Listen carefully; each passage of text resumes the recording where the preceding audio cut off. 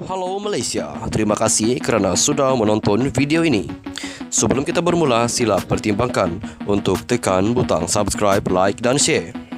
Berita perkembangan politik semasa dalam negara, perkembangan negara dan semuanya ada di dalam channel ini. Terima kasih kerana sudah menonton. Hai, halo, salam sejahtera seluruh rakyat Malaysia. Selamat malam tuan-tuan dan puan-puan. Tahniah, tahniah, tahniah. Hore. Tahniah kepada Zahid Hamidi kerana dibebaskan daripada mahkamah. Baru 59 minit yang tadi, saya telah menerima satu berita daripada sumber yang boleh dipercayai mengatakan Ahmad Zahid Hamidi dibebaskan mahkamah pendakwaan fail petisyen rayuan. Pihak pendakwaan hari ini memfailkan petisyen rayuan terhadap keputusan Mahkamah Tinggi yang membebaskan Datuk Seri Dr. Ahmad Zahid Hamidi berhubung kes sistem visa luar negara VLN dan pusat sehenti pada 23 September yang lalu. Presiden UMNO itu dibebaskan daripada 40 pertuduhan menerima rasuah daripada sebuah syarikat untuk menyambung kontrak berkaitan sistem VLN dan pusat sehenti di China. Laporan FMT memetik sumber berkata, petisyen itu menyenaraikan 15 alasan mengapa Mahkamah Rayuan perlu membatalkan pembebasan Ahmad Zahid itu dan mengarahkannya untuk membela diri atas pertuduhan berkenaan. Ahmad Zahid Hamidi dilantik sebagai Timbalan Perdana Menteri untuk kali kedua selepas Perdana Menteri Datuk Seri Anwar Ibrahim dipilih menerajui Kerajaan Perpaduan susulan pilihan raya umum ke-15 PRU 15 lalu. Ahli Parlimen Bagan Datuk itu juga dilantik sebagai Menteri Kemajuan Desa dan Wilayah. Sumber berkata, rayuan itu difailkan di Mahkamah Rayuan selepas pihak pendakwaan menerima rekod rayuan daripada pendaftar Mahkamah Tinggi Shah Alam minggu lalu. Sebelum ini, Mahkamah Rayuan menetapkan tarikh pengurusan kes pada 10 Januari depan sementara menunggu rekod berkenaan disiapkan. Pada 23 September lalu, Mahkamah Tinggi melepas dan membebaskan Ahmad Zahid Hamidi daripada 40 pertuduhan menerima suapan daripada syarikat Ultra Kirana Sendirian Berhad UKSB berhubung kontrak mengendali perkhidmatan One Stop Center OSC di China dan sistem VLN. Hakim Mahkamah Tinggi Datuk Muhammad Yazid Mustafa dilapor memerintahkan Ahmad Zahid Hamidi dibebaskan daripada semua pertuduhan utama dan pertuduhan pilihan mengikut Seksyen 16(E)(B) Akta Suruhanjaya Pencegahan Rasuah Malaysia SPRM 2009 Palang Seksyen 165 Kanun Keseksaan. Muhammad Yazid dipetik berkata, selepas mempertimbangkan semua bukti dan keterangan secara keseluruhan, mahkamah mendapati pihak pendakwaan gagal membuktikan kes prima facie terhadap Ahmad Zahid Hamidi.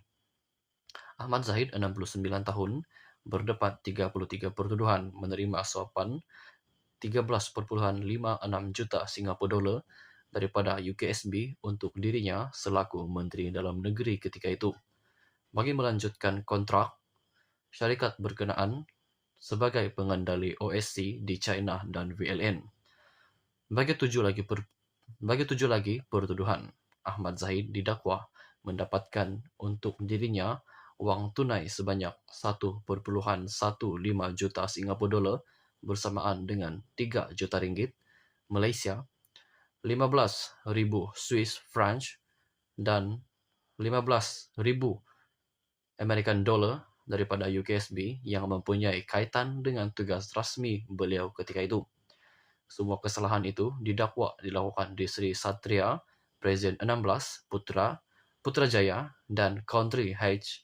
Kajang antara Oktober 2014 dan Mac 2018. Sekian saja perkongsian berita untuk hari ini. Kita jumpa lagi di video yang seterusnya. Stay safe, stay healthy. Bye-bye. Hai, halo, salam sejahtera seluruh rakyat Malaysia. Selamat malam tuan-tuan dan puan-puan. Tahniah, tahniah, tahniah. Hore. Tahniah kepada Zahid Hamidi kerana dibebaskan daripada mahkamah. Baru 59 minit yang tadi, saya telah menerima satu berita daripada sumber yang boleh dipercayai mengatakan Ahmad Zahid Hamidi dibebaskan mahkamah pendakwaan fail petisyen rayuan. Pihak pendakwaan hari ini memfailkan petisyen rayuan terhadap keputusan Mahkamah Tinggi yang membebaskan Datuk Seri Dr. Ahmad Zahid Hamidi berhubung kes sistem visa luar negara VLN dan pusat sehenti pada 23 September yang lalu. Presiden UMNO itu dibebaskan daripada 40 pertuduhan menerima rasuah daripada sebuah syarikat untuk menyambung kontrak berkaitan sistem VLN dan pusat sehenti di China. Laporan FMT memetik sumber berkata, petisyen itu menyenaraikan 15 alasan mengapa Mahkamah Rayuan perlu membatalkan pembebasan Ahmad Zahid itu dan mengarahkannya untuk membela diri atas pertuduhan berkenaan. Ahmad Zahid Hamidi dilantik sebagai Timbalan Perdana Menteri untuk kali kedua selepas Perdana Menteri Datuk Seri Anwar Ibrahim dipilih menerajui Kerajaan Perpaduan susulan pilihan raya umum ke-15 PRU 15 lalu. Ahli Parlimen Bagan Datuk itu juga dilantik sebagai Menteri Kemajuan Desa dan Wilayah. Sumber berkata, rayuan itu difailkan di Mahkamah Rayuan selepas pihak pendakwaan menerima rekod rayuan daripada pendaftar Mahkamah Tinggi Shah Alam minggu lalu. Sebelum ini, Mahkamah Rayuan menetapkan tarikh pengurusan kes pada 10 Januari depan sementara menunggu rekod berkenaan disiapkan. Pada 23 September lalu, Mahkamah Tinggi melepas dan membebaskan Ahmad Zahid Hamidi daripada 40 pertuduhan menerima suapan daripada syarikat Ultra Kirana Sendirian Berhad UKSB berhubung kontrak mengendali perkhidmatan One Stop Center OSC di China dan sistem VLN. Hakim Mahkamah Tinggi Datuk Muhammad Yazid Mustafa dilapor memerintahkan Ahmad Zahid Hamidi dibebaskan daripada semua pertuduhan utama dan pertuduhan pilihan mengikut Seksyen 16(E)(B) Akta Suruhanjaya Pencegahan Rasuah Malaysia SPRM 2009 Palang Seksyen 165 Kanun Keseksaan. Muhammad Yazid dipetik berkata, selepas mempertimbangkan semua bukti dan keterangan secara keseluruhan, Mahkamah mendapati pihak pendakwaan gagal membuktikan kes prima facie terhadap Ahmad Zahid Hamidi. Ahmad Zahid, 69 tahun, berdebat 33 pertuduhan menerima suapan 13.56 juta Singapura dolar daripada UKSB untuk dirinya selaku Menteri Dalam Negeri ketika itu, bagi melanjutkan kontrak syarikat berkenaan sebagai pengendali OSC di China dan VLN.